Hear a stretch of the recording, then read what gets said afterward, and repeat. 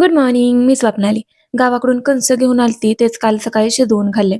ऑफिसला जायचं होतं, मग उठून आवरून ब्लॉगची स्क्रिप्टिंग एडिट करून जेवण बनवायला मला काही टाइमच मिळाला नाही. त्यामुळे मग ऑफिसमध्येच काल जेवण केलं मी.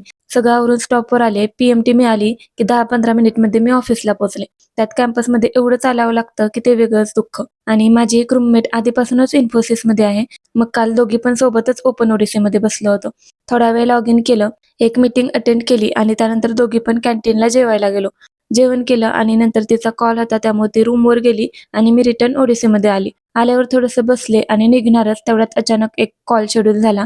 मग तो अटेंड केला आणि बॅग पॅक करून निघाली. येताना हिंजवडीच्या डीमार्टमध्ये मला एक वस्तू घ्यायची होती, त्यासाठी उतरले होते तिथं, पण ती मिळालीच नाही. मग आल्यासारखं शेजारच्या फूड कोर्टमध्ये पपाया शेक घेतला आणि रिटर्न रूमवर निघाले.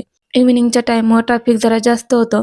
थोड्या वेळात रूमवर आले आणि लॉग इन केलं आणि घरातून आणलेले हरभरे पण होते. मग त्यांना काल भाजलं आणि सगळ्यांनी मिळून खाल्ले.